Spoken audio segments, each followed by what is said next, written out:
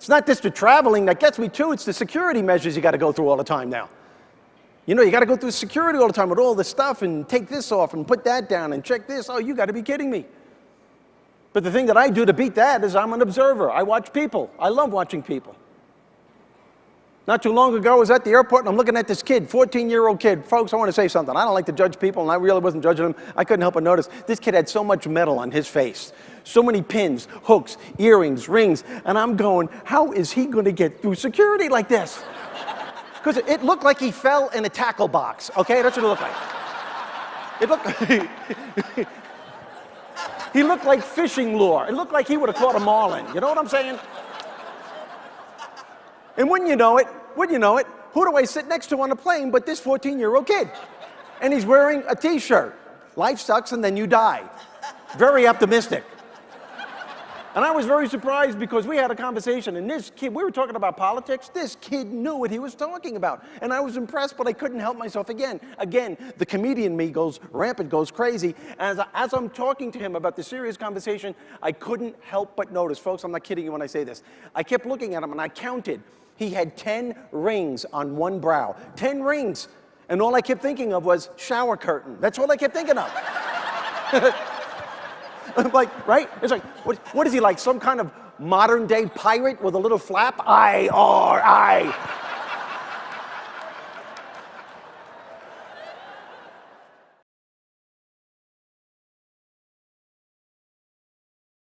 We need humor more than any other time in the history of this planet. I mean, you know what's going on in the world just as much as I do, and I was very fortunate growing up because no matter what challenge that life threw at us when we were growing up, my mom and dad had this incredible way of helping us to laugh off the fear. Okay, they instilled 95% of the fear, but they helped us to laugh it off. My dad was a great man. My dad was a psychologist, not licensed. Believe me, not licensed. Like every other father, self-appointed. I don't know what happens to men when they get married and they have kids. They think they have to know the answer to everything, and even if they don't, they make it up, and it always sounds good to us. My dad wore a lot of hats. He also thought he was king of the house. I was raised in a very tough neighborhood in Brooklyn. Very tough.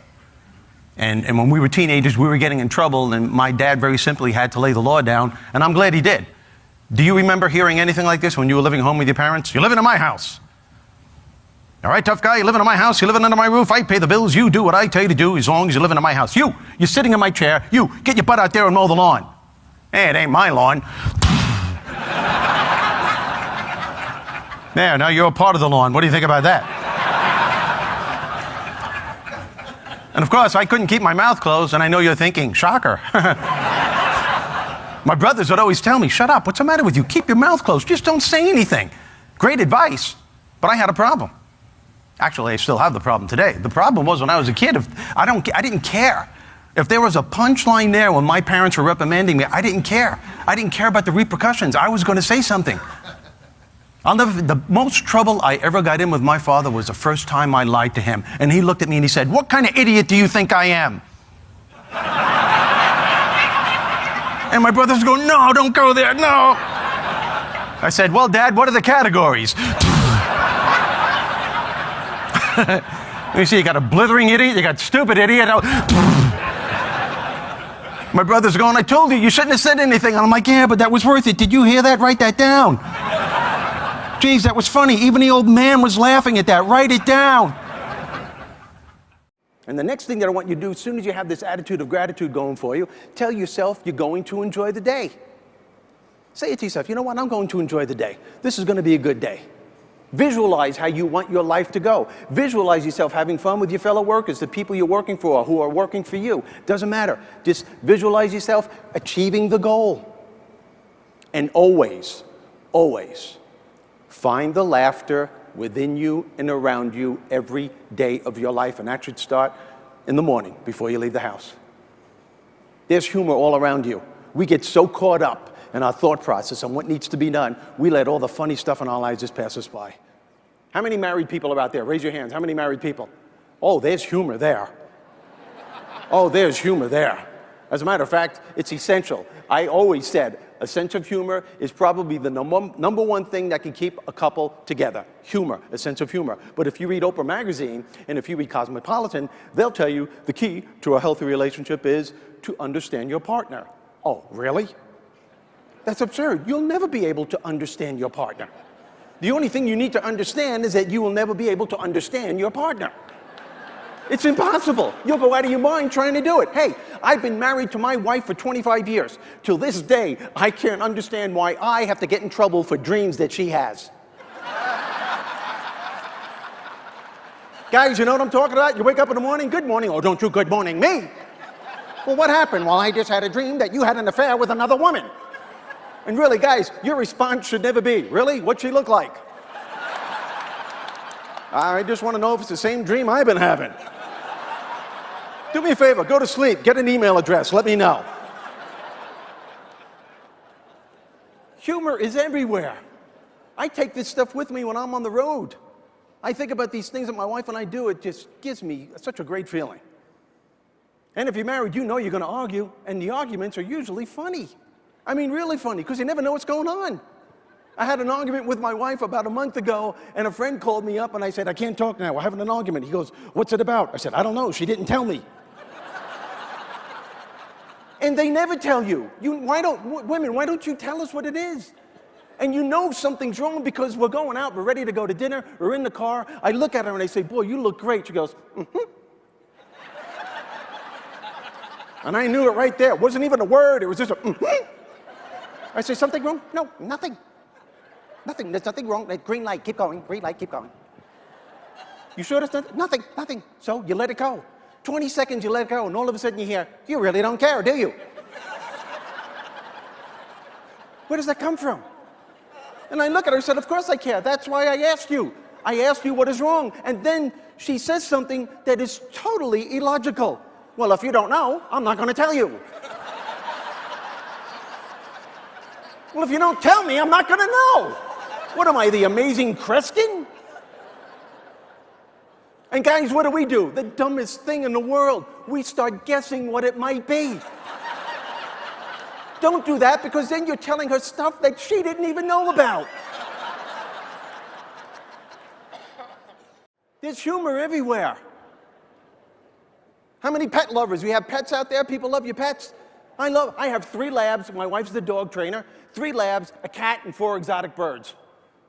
Now, how many cat lovers are out there? See, I love cats. Cats are the coolest animals on the face of the planet. You know why? Because every cat on the planet, watch them, you'll start your day off in a great mood. Cats, I don't care where they live, have a New York attitude. Watch the way they walk. They just straight, hey, how you doing? All right, hey. I'm serious. If cats could talk, they'd go, meow, meow, bada bing, meow. Hey, I'm walking here. They always have that attitude. How you doing? Dogs are the complete opposite. I love my labs, but they are the most neurotic animals on the face of the planet. Dogs always have that stupid, guilty look on their face, even if they didn't do it. You know, you come home and you go, who made this mess? Oh, God, it must have been me. I'm so sorry, I was walking. It came out. Apparently, I'm not well. And the cat's hanging out in the living room going, what a moron. Jeez, what is your problem? I did it and you take the blame. And I have exotic birds. I love my birds. I have an African gray. Do yourself a favor. Tonight, tomorrow, whenever you want to, go online.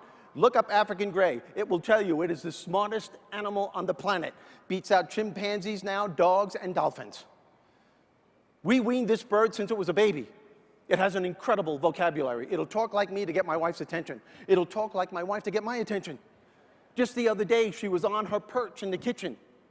She went to get off to go for a walk, and she's walking in the kitchen. One of the dogs were in the way, and she goes, Wally, move, I said now. The dog goes, geez, what the heck? And as the dog is walking away, the bird's looking at him going, good boy, good boy.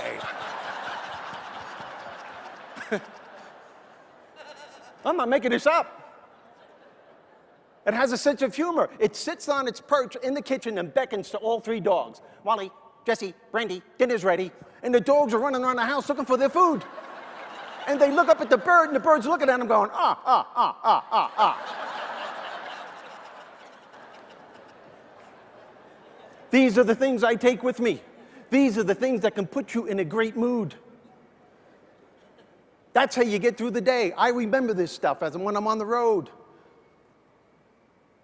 Another thing that can put you in a great mood every day, do something nice for somebody. Do something nice for somebody. There's nothing that can bounce you back to enjoy the day than that. If you're walking through town, for example, and you see a parking summons on someone's windshield, just walk over to it, rip that sucker up, and throw it away. Why should that person have to pay for that? And you'll feel so much better.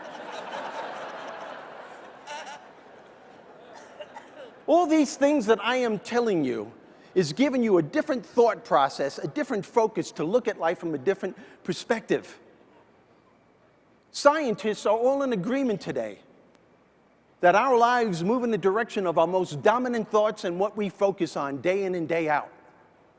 Not only do our lives move in the direction of what we focus on and what we think about, but those very things that we're thinking about and focusing on are moving closer to us. In other words, people, the more you focus on your lack, the more of that you're going to get back.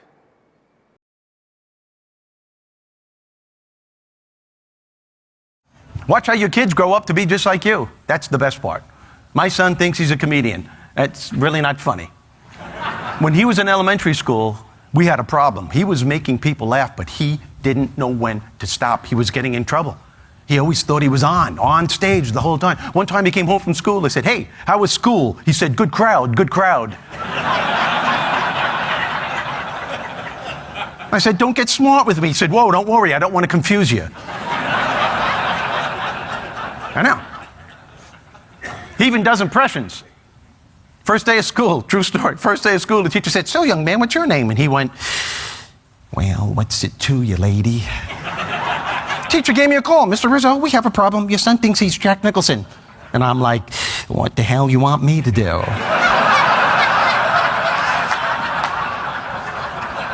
"Here's a word of advice. Don't get on his nerves." So you're laughing. If you ever wanted to know what Nicholson sounded like as a little kid, all you would have to do is just talk to my son. And if you would have talked to him when he was younger, you would have said, "Oh my God, that's a perfect Jack Nicholson. That's what Nicholson would sound like as a little kid." And years ago, I was asked to do some voiceover work for a Jack Nicholson movie that was aired on TV. Now, voiceover work means they take the movie version and they want to put it on network television. And in order to do that, they have to cut the profanity out. So they do that, but then they get someone who can do the voice and fill it in with a regular word. You've seen it. It looks stupid. You know the person's cursing, but they flub in this word. And it was good money. So for 2 weeks, I'm practicing my Jack Nicholson. I'm walking around the house, and I'm walking the dogs like Jack, and I'm cleaning the garage like Jack, and my son decides he's going to get into the act, and he started doing the same thing I'm doing. As a matter of fact, he's knocking on my door every morning for 2 weeks going, "Doo, doo, doo. Hey, Jack, you want to go out and have some breakfast?" And, and it got to the point where the whole family was getting annoyed, except for he and I. I just thought it was adorable. Until the day I took him out for his birthday. And the waitress comes by and gives him an ice cream, his dessert, and a spoon that was huge. It was a huge spoon. My son is checking this spoon out. I know he's going to say something. I just don't know when it's going to be and what it's going to be. So as the waitress is walking away, she goes, "Can I get anybody anything else?" Without missing a beat, my son goes, "Lady, why don't you just give me a damn shovel?"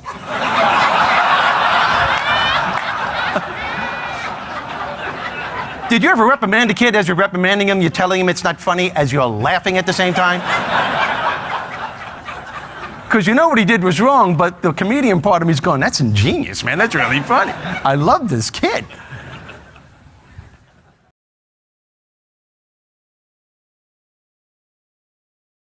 So what I'm asking you to do is to get your shift together. In other words, what I'm saying here, rather than focusing on what isn't working and all the things that need to be done, shift your focus and your way of thinking to the things in your life that are working. Your first goal, this is what I'm suggesting, your first goal when you open up your eyes should be to focus on the things that ignite your spirit and bring you joy. I want you to focus on the things that you appreciate in your life, the things that you're grateful for. I don't care who it is or what it is. Maybe it's the person lying next to you. Maybe you're thinking of your children. Maybe you're thinking of the dog or the cat lying by the side of the bed, a particular goal that you achieved. Maybe there's an event coming up on the weekend. Maybe you're meeting with your friends for lunch. You see, folks, it doesn't matter who it is or what it is. There's always something to be grateful for, to appreciate. And what I'm asking you to do in those few moments before you crank and get into your day is to focus on these things. Then why am I asking you to do this? Because an attitude of gratitude simply makes you feel good. And feeling good is the fuel that drives motivation. And you keep this stuff going throughout the day. Whenever you're feeling stressed out at work, and you're feeling that the challenges are really getting to you, maybe it's an irate customer, maybe orders didn't come in, maybe things just aren't going, whatever it is, rather than trying to tackle that situation, allow yourself to temporarily step away from that moment that's bringing you down, is stressing you out, and immediately start focus on things that make you feel better, that ignite your spirit, that bring you joy. And then when you eventually do go back to that moment that's stressing you out, which you inevitably do have to do, you're going to realize that it won't be as overwhelming as it was before. Why? Because you've calmed your nervous system down to the point where you are now embracing the situation rather than having that situation control you. And I promise you, you will find solutions to the problems a lot quicker. And you'll be able to deal with the next challenge that will probably come upon you moments later. People, we go through the course of our lives every day, and we allow situations, circumstances, events, challenges, and people to literally suck the energy out of us because we don't know that we have the strategies or the tools to turn these things around. And I'm telling you that you do. And again, it's your choice and it's your responsibility. You know, I am often asked the question, Steve, because that's my name, what is the most valuable lesson you've learned about success and happiness? And without any hesitation at all, my response is always, never, ever use your words to describe a challenging situation. Rather, always use your words to change your perspective of a challenging situation. It just makes sense. We need to be really especially careful about the words we speak out loud when things aren't going the way that we want. Yes, it's true that what you think is what you get. But what you say out loud in the midst of troubling times has even greater, much greater impact. Although it may be possible to convince yourself that, you're trying to stay positive when the situation calls for some good old-fashioned angst. But you need to understand that what you say out loud during those tough times will very well make the difference in the long run on how long you remain into that negative situation. The words that you speak amplify your feelings.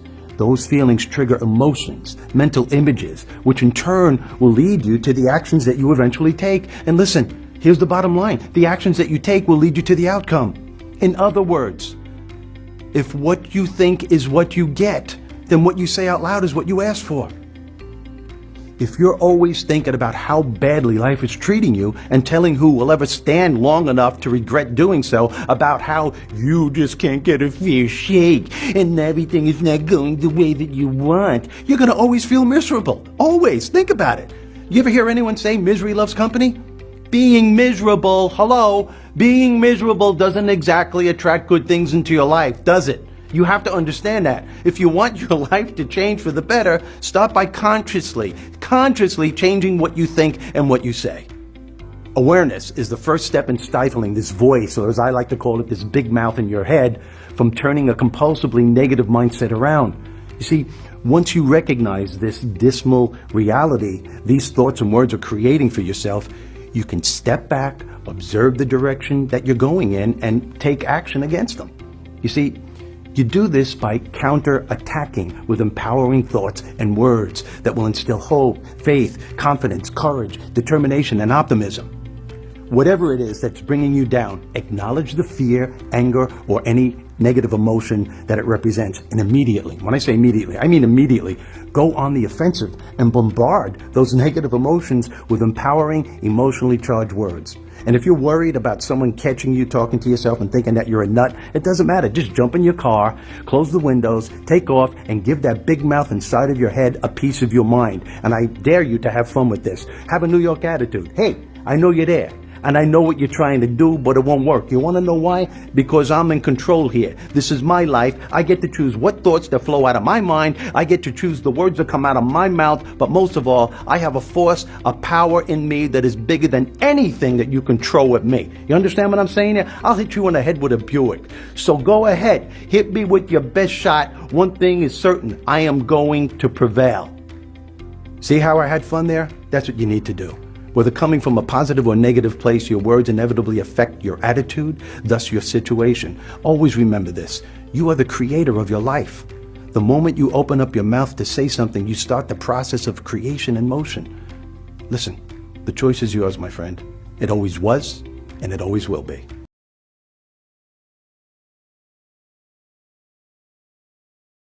It's not what happens to us that determines how successful and how happy we're going to be. It's what we do about what happens that makes the difference. It's the choices we make. It's the thoughts that we have about the challenge that formulates the attitude and the beliefs and the feelings that we have about the challenge that makes the difference. And will you challenge yourself to enjoy yourself during the process of getting your business to where you want to go? And will you dare to find the laughter in between the tough times? I'm about to give you a golden nugget of information that can change your life forever. Are you ready? Here it is. The key to staying motivated throughout the day is to make sure that you are feeling good during the process of whatever it is that you are trying to achieve. That's it. That's all you need to know. But of course, I'm joking. But as simple as this may seem, it truly is the key to staying motivated and achieving the quality of success that you desire every day. Why? Because feeling good is the fuel that drives motivation. Listen to me. Write that down, slap it on your refrigerator, put it on your desk at work. Here it is again. Say it with me and say it out loud. Feeling good is the fuel that drives motivation. Listen to me. That's your choice. That's your responsibility. Nothing, absolutely nothing keeps people from staying motivated and achieving their goals more than harboring negative emotions or if they have a bad attitude during the process. The number one reason why people consistently fail in business and have difficulty achieving their goals is because positive momentum ceases. And the reason why positive momentum ceases is because the individual is focusing all of their energy on what isn't working and all of the things that need to be done in order to make it work. This type of chaotic thinking leaves the individual with no room at all in that brain of theirs for positive thoughts to seep through so that they can come up with healthier alternatives or deal with the next challenge that will inevitably follow probably moments later. In other words, your life or your business will not work if you keep thinking about what's wrong or what isn't working. It's important to understand that the way that you feel in any moment is dependent upon and evoked by what you're thinking or saying out loud in any given moment. In other words, your thoughts actually create the way that you feel. Yeah, that's right. You heard me. Hey, don't give me that look. I'm telling you, you want proof? Keep listening. Right now, I want you to do this. Everyone, listen to me. Right now, I want you to try feeling angry, but do it without thinking about anything that makes you angry. You can't do it. It doesn't work, right? I mean, how could you feel angry without thinking about something that elicits the emotion from you? You can't. It's impossible. Now, try feeling guilty without thinking about something specific that you feel guilty about. Once again, you can't do it. The thought has to come first. Your emotional state is the direct result of your thoughts, and the tone of your thoughts becomes your life experience. The first step to turning this train wreck in your mind around is by being alert and becoming aware. That's a key word, aware of how you're feeling in any given moment. In other words, when you're feeling uptight, stressed out, and any negative emotion that's taking control of you, I want you to stop and acknowledge that something is not right in your world. I want you to think about what you're doing to yourself, and I want you to understand what the repercussions are going to be if you continue this negative rampage that you've created. Now, why is awareness so important? Because as soon as you become aware of how you're feeling, the negative sensations will temporarily cease. In that moment of awareness, you enter into a whole new world of possibilities and opportunities where you can choose healthier alternatives on how to respond. In this world of possibilities and opportunities, you are now free to gradually shift your focus and way of thinking to the things and thoughts that will gradually lift you up, make you feel better and better. And that's what you want, isn't it? Well, isn't it? You know, anyone can tell you that the key to living a happy, successful life is having a positive attitude, especially during adverse times. I know that sometimes there just isn't enough justification for all of the unfortunate things that happen to us. But I also know that we all have what it takes to deal with misfortune when it occurs. I mean, this is what acquiring a positive attitude is all about. It's about fortifying yourself with a fight with a very real enemy. That's your own negativity. I know this. I have to fight it almost every day sometimes. I know this is much easier said than done. And I know that sometimes it seems impossible to stand tall and be positive when it feels like your world is falling apart and you've run out of saviors. Yet this is something that can be achieved. And it's an attitude that's worth acquiring, keeping sharp. I mean, who knows? Think about it. Your life may depend on it someday. I think the thing is that the word positive really seems to frustrate a lot of people. I mean, I hear people always say, well, how do you expect me to be positive when nothing is going right in my life? Or it's easy for you to be positive. You didn't lose someone that you loved. You're blessed. You have everything you want. You didn't lose your job.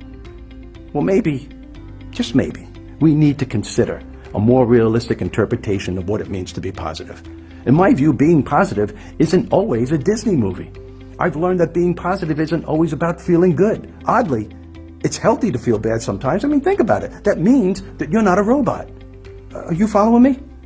And being positive doesn't mean we never make mistakes. Really. I mean, true positivism is knowing that we learn from making these mistakes and we move forward with an optimism that we are better people and having made them richer and deeper and more resilient than before. Being positive doesn't mean that we should always smile and have a happy, jovial face, walking around laughing all the time. Give me a break. It's knowing that sometimes it's okay to cry. It's okay to mourn and to feel sad. You don't always have to be in control of your emotions. And sometimes, just sometimes, it's okay to be angry and lose your temper. Don't worry, your positivity license won't be evoked. Cut. Rizzo, please get this right. Seriously, like, how many takes are we gonna do? What was that, 10? 10 takes. Great. Please, help me out. I am trying to stay positive here. I am really trying, okay? Okay. Get it right. Okay. Last time. Okay.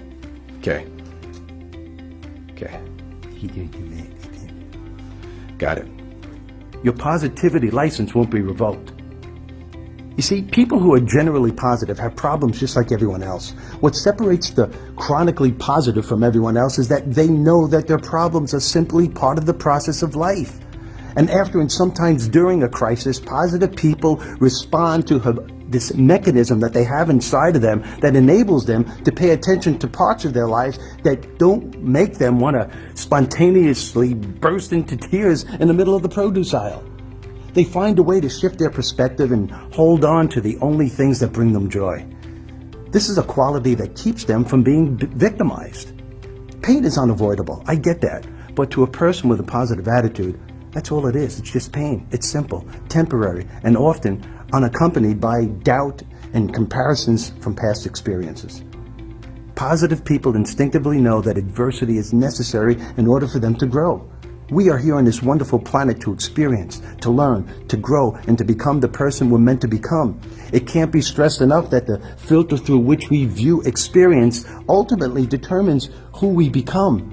And how we choose to experience what happens to us, be it good or bad, will determine what we learn. And what we learn eventually determines how we grow. And this continued growth is what shapes who and what we become. If we can comprehend this, it will help free us from feeling victimized when times are tough. And just maybe help you to compare a challenging situation with a pop quiz, Life 101, rather than, say, the apocalypse.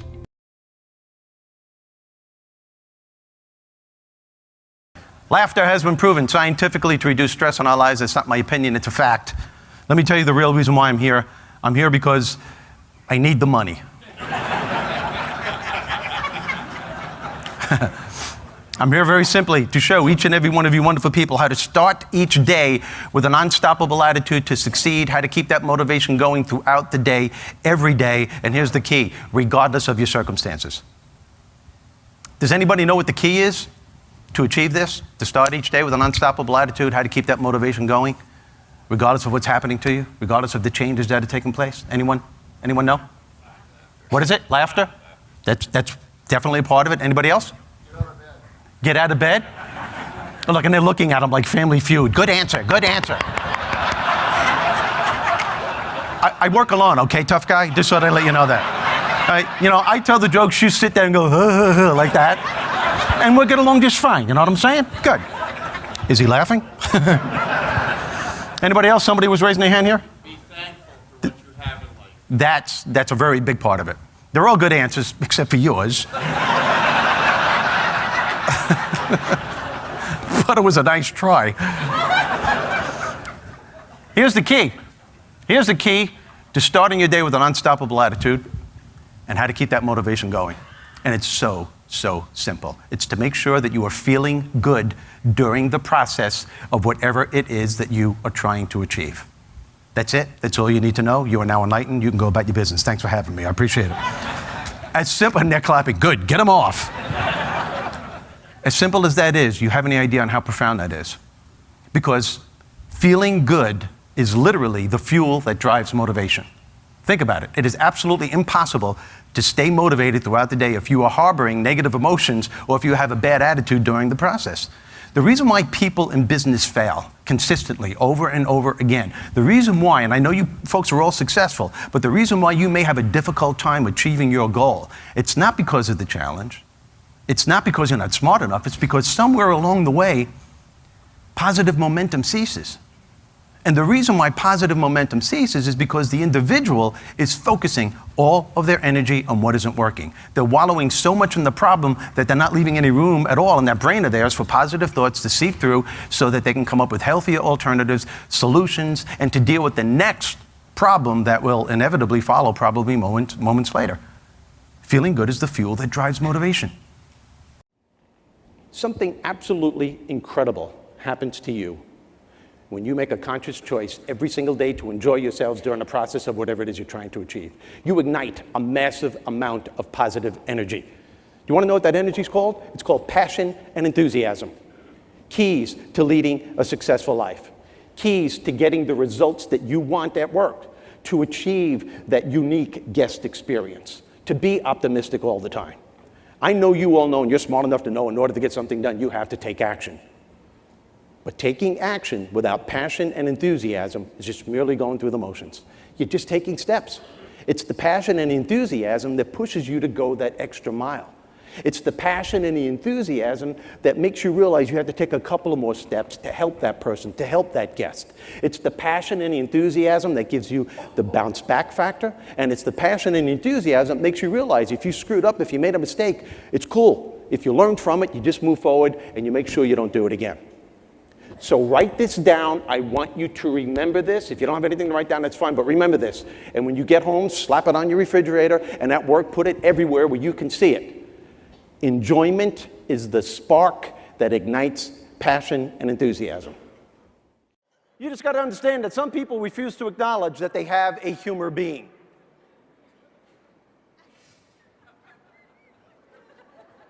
Be very, very quiet. Cameraman's going, get him away from me. Some people refuse to acknowledge that they have a humor being. State troopers refuse to acknowledge that they have a humor being. Here's a list of things you should never ever say to a state trooper. Can I see your license and registration, please? Sure, you want to hold my beer? Didn't you see that stop sign? Yep, I saw it. I just didn't see you hiding behind it. Are you drinking? I don't know. Are you buying?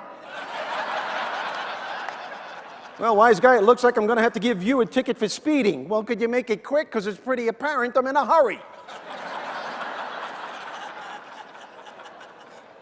The last thing you'd ever say to a state trooper, how come you didn't stop when I was chasing you? Well, couple of years ago, my wife ran away with a state trooper, and I thought you were trying to return her. Give yourselves a big round of applause again. Thanks for the energy. Thanks for the energy. How much better do you feel right now that you're laughing? How much better do you feel that you're laughing? That's my point. That's my point. What a great group. You know what I always wanted to do? And I haven't done this yet, but I promise you I will do this someday. Just takes a lot of nerve. I always wanted to get pulled over by a cop, roll down the window and go, "You're not going to check the trunk, are you?"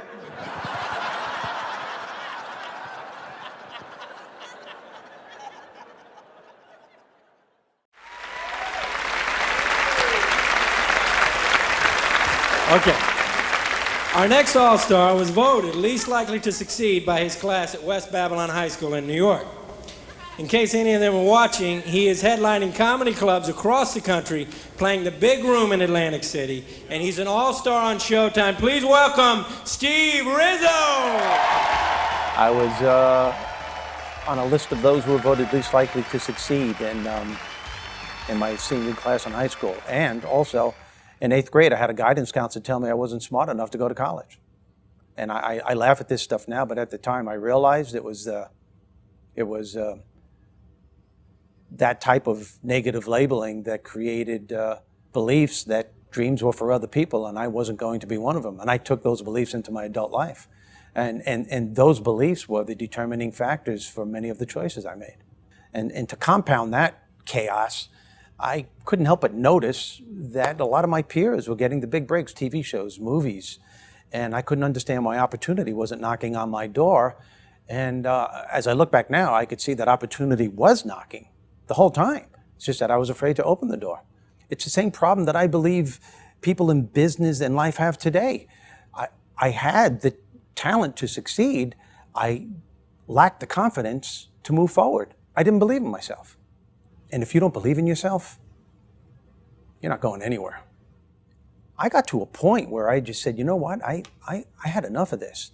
And I went on a quest. It sounds like Indiana Jones. No, I really went on a quest to better myself. I wanted to find out who Steve Rizzo really is. And in time, wow, it was weird. A shift started taking place within me. And my attitude was changing. My perspective of not only myself, but the world around me was optimistic, and I was gaining confidence in myself. I actually started believing in myself, and what an empowering feeling that is. The tools that I use to turn my life around are the tools that I use when I speak to groups throughout the country and parts of the world. I give people more than the nuts and bolts on how to succeed. I give them a foundation to stand on when the nuts and bolts fail. People ask me, well, what do you do for a living? I say, well, I'm an attitude adjuster. It's what I do when I speak to people. I show people how to start each day with an unstoppable attitude to succeed. And I actually show them how to enjoy the entire process of achieving their goals, regardless of their circumstances. But, you know, don't get me wrong. The comedian part is still with me. What totally blows me away, if you looked up in a dictionary right now, you looked up the word success, it'll just tell you achieving your goal, getting that which you desire. It amazes me that nowhere in the definition of success are the words happiness or joy or enjoyment. And in my view, I don't care who you are and I don't care how much money you make. Everyone in this room could look at you as the ultimate success story, but here's the bottom line, and only you know this. If you're not happy, you're not successful. If you're not enjoying yourself during the process of whatever it is you're trying to achieve, there's a problem. To me, the biggest disease on this planet is unhappiness. And the reason why people are unhappy is because we have a tendency to keep focusing, as I said, on what we don't have and what's not working in our lives, instead of allowing ourselves to shift our focus and our way of thinking. We literally create self-fulfilling prophecies by saying things like, on an unconscious level, you don't even know what you're doing. I still do it, and I have to catch myself. We do it in little ways. I'll be happy when the weekend gets here. I'll be happy when this person gets off my nerves. I'll be happy when the kids get out of the house. I'll be happy when I get more respect. I'll be happy when I get appreciated. I'll be happy when somebody loves me. I'll be happy when I get a better job. I'll be happy when I get married. I'll be happy when I get divorced. Okay, that I can understand. That one I get. Here's a perfect example of what will happen, not can, what will happen to you if you continue, if you are doing this, putting your happiness on hold, if you're not enjoying the process towards the journey of your goal. I want you to follow me on this story. It's the biggest lesson I've ever learned in my entire life. In 1986, I was headlining Rodney Dangerfield's comedy club every single weekend. It was then that Rodney was at the pinnacle of his career. He was rated one of the top 3 recognizable faces in the country. He was voted the #1 comedian in the country. He was on The Tonight Show every other week. He had 4 HBO specials. And he had a hit movie that was rated a 9 or a 10 by the critics. You couldn't get any more powerful than what he was as far as a comedian goes, or an entertainer back at that time. One Saturday night, I was walking off the stage. I just did my set, and who's walking through the crowd but Rodney himself? When the crowd saw him, people, they went absolutely ballistic. It was deafening in that room. And they're screaming, "Rodney, Rodney." And he's walking through the crowd going, "Hey, how you doing, baby? Okay, I love you, kid. Yeah, all right." And he goes on stage, and he has total command of the audience. They're dead silent. And he does 10 minutes of new material for his new HBO special. And he thanked them for supporting comedy and supporting his club. He went to walk off, and they wouldn't let him go. They were screaming, "We want more, we want more." And as he tried to get off, they wouldn't let him go. His bodyguard had to come up, 2 waiters had to help him off as people are grabbing at him and they wanted his autograph. And I remember standing in back of the room saying, "Whoa, this is what it's like to be a star." This guy has the world in the palm of his hands. And it wasn't too soon after that that I realized that holding the world in the palm of your hands isn't what's really important. What's important are the choices that you make as you're holding it. Because the crowd was gone. The doors were locked. The waitstaff was cleaning it up. And I went over to the bar, as I so often did with Rodney. I put my arm around him. I gave him a big kiss on the cheek. And I said, "Hey, man, how does it feel to be a star?" He downed a triple scotch, looked at me straight in the face, and he said, "Well, I'll tell you, Stevie, it sucks." And I was waiting for the punchline, and there wasn't one. And he went on a verbal, bitter tantrum on how the entertainment industry screwed him over, on how he should have made it 40 years ago when he was younger, when he could have enjoyed himself. I didn't know what to say. It took a couple of minutes to regain my thoughts, and I tried to give him a pep talk. I said, "Are you kidding me? Did you hear that crowd? They love you. You're a household name. You're at the pinnacle of your career. Most comedians at your age, they fizzled out. No one even knows who they are anymore. You have a hit movie. You have HBO specials every other month, for crying out loud." And he goes, "I don't expect you to understand, Stevie. All I know is that I sacrificed everything for this moment. I put my whole life on hold, my family, my kids, everything. My right to enjoy myself for this moment. And for what? Because now that I got it, I still can't enjoy myself." It was the biggest lesson I ever learned, and here's why. Because here's a guy that should have been living his dream. Instead, he was living a nightmare. All because years ago, without him even realizing it, he created a belief system, a mindset that signified, "I will not be happy until I reach a certain status in life." Guess what? It was a self-fulfilling prophecy. And here's the irony. Even though he did achieve it, and probably 100 times more than he ever thought he would, he still couldn't enjoy it, and here's why. If your journey towards the goal is polluted with negative energy of any kind, whether it's unhappiness, whether it's fear or anger or jealousy or overwhelm, you're only going to create the same result when the goal is achieved, because you take that stuff with you. My point here, folks, is that there's no reason why you can't set out to achieve your goal, whatever it may be, to get things done, to make a difference like you do in people's lives, and enjoy the process. There's no reason why you can't do that. And it's all based on choices. And if you do that, that's the ultimate success. Because once you get there, you'll have such a profound appreciation on how you got there. Does that make sense? It's all based on choices. Your whole life is based on the choices that you make.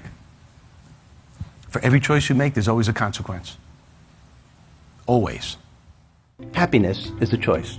That's it. It's a little secret indeed, isn't it? But it's a great one.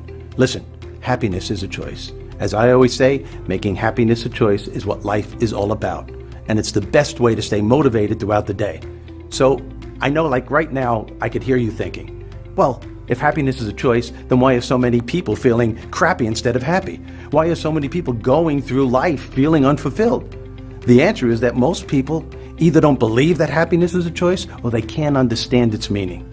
As Abraham Lincoln once said, people are about as happy as they make up their minds to be. And this is coming from a man who had to deal with the weight of an entire fractured country on his shoulders. Okay, so what does it mean happiness is a choice? I think people can reject this notion out of hand because it's so simply phrased. Oh, you mean that's all I have to do is make a choice and presto, I'm happy? Give me a break, Sparky. No, that's not what I mean, and don't call me Sparky. Happiness isn't one choice, like deciding which presidential candidate will make you less miserable or picking between chicken and prime rib.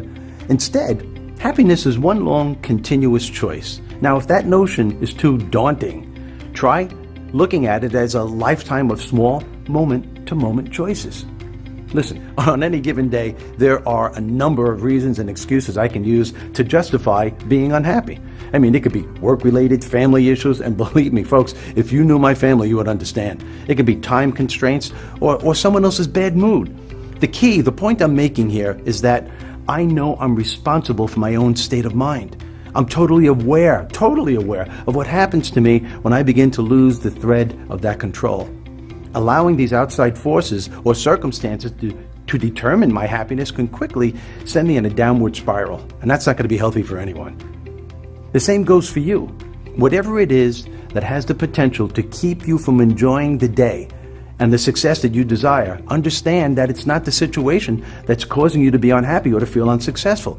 It's really the thoughts that you have about the situation that makes the difference. It's what you choose to focus on over a period of time that will fuel your emotions and define your reality.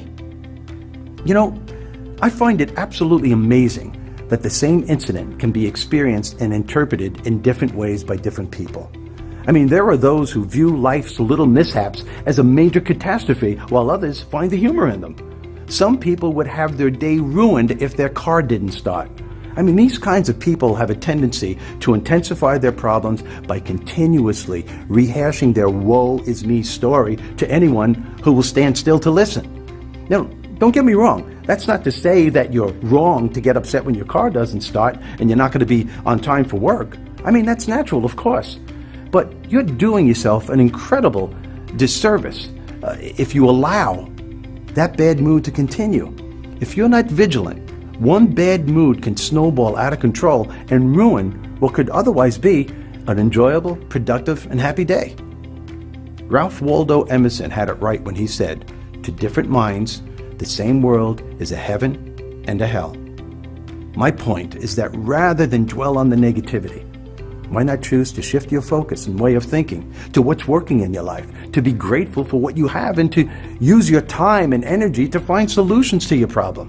I mean, if you do this, you're going to be experiencing a happier, healthier reality for yourself.